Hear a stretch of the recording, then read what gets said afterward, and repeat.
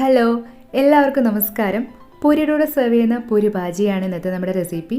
ഉള്ളിയുമായിട്ട് സമയം കളയാതെ 10 മിനിറ്റ് കൊണ്ട് സിമ്പിളായിട്ട് നല്ലൊരു പൂരി ഭാജി എങ്ങനെ തയ്യാറാക്കാമെന്ന് നമുക്ക് നോക്കാം. 6 പേർക്ക് വരെ സെർവ് ചെയ്യാവുന്ന ഒരു കറിയാണ് നമ്മൾ തയ്യാറാക്കുന്നത്. അതിനായിട്ട് ഏകദേശം 350 ഗ്രാം തൂക്കം വരുന്ന 4 ഉരുളക്കിഴങ്ങ് സ്കിന്നെല്ലാം ഒന്ന് ഒഴിവാക്കി നന്നായി ക്ലീൻ ചെയ്ത് ചെറിയ പീസായി ഒന്ന് കട്ട് ചെയ്ത് റെഡിയാക്കി വെച്ചിട്ടുണ്ട്. ഉരുളക്കിഴങ്ങ് നന്നായി സോഫ്റ്റായി വെന്ത് കിട്ടാനുള്ളത് കൊണ്ടും പെട്ടെന്ന് വെന്ത് കിട്ടാനുള്ള എളുപ്പത്തിനും ഇതുപോലെ ചെറിയ പീസായി കട്ട് ചെയ്യുന്നതായിരിക്കും നല്ലത്. ഇനി നമുക്കത് കുക്കറിലൊന്ന് വേവിച്ചെടുക്കാം. ഇതിനായിട്ട് ഒരു കുക്കർ എടുത്തിട്ട് ഇതിലേക്ക് നമുക്ക് കട്ട് ചെയ്ത് റെഡിയാക്കി വെച്ചിട്ടുള്ള ഉരുളക്കിഴങ്ങ് ഇട്ട് കൊടുക്കാം. കൂടെ തന്നെ മീഡിയം സൈസിലുള്ള 2 സവാള ക്യൂബ്സായി കട്ട് ചെയ്ത് കൂടി ചേർത്ത് കൊടുക്കുന്നുണ്ട്. ഇനി ഇതിലേക്ക് നമുക്ക് ചെറിയൊരു കഷ്ണം ഇഞ്ചി ചെറുതായി അരിഞ്ഞതും കൂടെ തന്നെ 2 പച്ചമുളക് നീളത്തിൽ അരിഞ്ഞത് കൂടി ചേർത്ത് കൊടുക്കാം. നല്ല കുറുകിയ കറി ആയതുകൊണ്ട് 2 പച്ചമുളക് കൊണ്ട് ആവശ്യത്തിന് എരിവുണ്ടായിരിക്കും.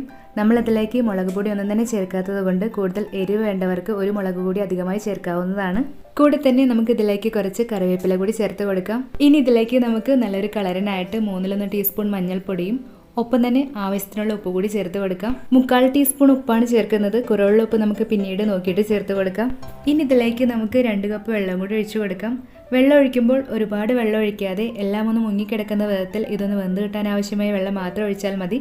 എന്നാൽ മാത്രമേ നല്ല തിക്കായിട്ടുള്ള കറി നമുക്ക് കിട്ടുകയുള്ളൂ. നമ്മുടെ ചേരുവകളെല്ലാം തന്നെ നമ്മളിതിലേക്ക് ചേർത്തിട്ടുണ്ട്. നമുക്ക് വേണമെങ്കിൽ കറിക്ക് നല്ലൊരു ഭംഗി കിട്ടാനായിട്ട് ചെറിയൊരു ക്യാരറ്റ് ചെറുതായിട്ടൊന്ന് അരിഞ്ഞ് ചേർക്കാവുന്നതാണ്. ഇനി നമുക്കിതെല്ലാം ഒന്ന് ഇളക്കി യോജിപ്പിച്ച ശേഷം സ്റ്റവ് ഓൺ ചെയ്ത് ഇതൊന്ന് തിളച്ച് കഴിയുമ്പോൾ മൂടി വെച്ച് മീഡിയം ഫ്ലെയിമിൽ 2-3 വിസിലടിച്ചെടുക്കാം. കുക്കർ 3 വിസിലടിച്ച ശേഷം പ്രഷറെല്ലാം ഒന്ന് സെറ്റിലാവാനായി വെയിറ്റ് ചെയ്യാം. പ്രഷറെല്ലാം ഒന്ന് സെറ്റിലായി കഴിയുമ്പോൾ കുക്കർ തുറന്ന് ഇതുപോലെ ഒരു തവി ഉപയോഗിച്ച് ഉരുളക്കിഴങ്ങെല്ലാം നമുക്ക് നന്നായിട്ടൊന്ന് ഉടച്ചെടുക്കാം. ഒരു 1/4 ഭാഗത്തോളം ഉരുളക്കിഴങ്ങ് നന്നായിട്ടൊന്ന് ഉടച്ചെടുത്തിട്ടുണ്ട്.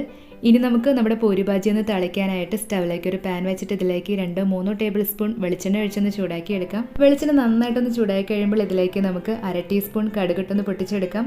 വെളിച്ചെണ്ണയ്ക്ക് പകരമായിട്ട് ഏതെങ്കിലും വെജിറ്റബിൾ ഓയിൽ ഉപയോഗിച്ചാലും മതി. എന്നാലും വെളിച്ചെണ്ണ തന്നെയായിരിക്കും കൂടുതൽ ടേസ്റ്റ്.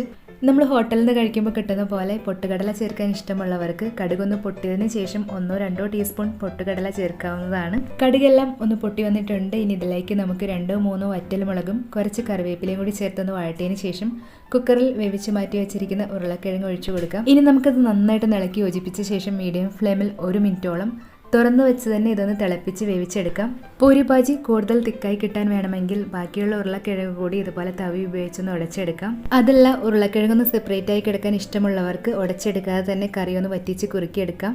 ഈ സമയം ഉപ്പ് നോക്കിയിട്ട് കുറവുണ്ടെങ്കിൽ ചേർത്ത് കൊടുക്കാം. ഇവിടെ ഇപ്പോൾ ഉപ്പ് കുറച്ച് കുറവായതുകൊണ്ട് ഒരു പിഞ്ച് ഉപ്പ് കൂടി ചേർത്ത് ഇളക്കി യോജിപ്പിച്ചെടുക്കുന്നുണ്ട്. ഏകദേശം 1 മിനിറ്റോളം നന്നായി തിളച്ച് നമ്മുടെ കറി ഒന്ന് കുറുകി പാകമായി കിട്ടിയിട്ടുണ്ട്. ഇനി നമുക്ക് ഫ്ലെയിം ഓഫ് ചെയ്യാം. ഇതിൽ കൂടുതൽ കുറുകിയ കറി വേണമെന്നുള്ളവർക്ക് പാകത്തിനൊന്ന് കുറുകി കിട്ടും വരെ തിളപ്പിച്ചൊന്ന് വറ്റിച്ചെടുക്കാം. അങ്ങനെ നമ്മുടെ പൂരി ഭാജി ഇവിടെ റെഡി ആയിട്ടുണ്ട്. ഇത് നമുക്ക് പൂരിയുടെ മാത്രമല്ല ചപ്പാത്തിയുടെയും അപ്പത്തിൻ്റെ കൂടെയൊക്കെ സെർവ് ചെയ്യാം. പൂരി ഭാജിയുടെ റെസിപ്പി ഇഷ്ടമായെങ്കിൽ നിങ്ങളുടെ വിലയേറിയ അഭിപ്രായങ്ങളും നിർദ്ദേശങ്ങളും കമൻറ്റ് ചെയ്യാനും ട്രൈ ചെയ്യുന്നുണ്ടെങ്കിൽ ഫീഡ്ബാക്ക് പറയാനും കൂടുതൽ റെസിപ്പികൾക്കായി ചാനൽ സബ്സ്ക്രൈബ് ചെയ്യാനും മറക്കരുത്. മറ്റു റെസിപ്പിയുമായിട്ട് ഉടനെ കാണാം. താങ്ക്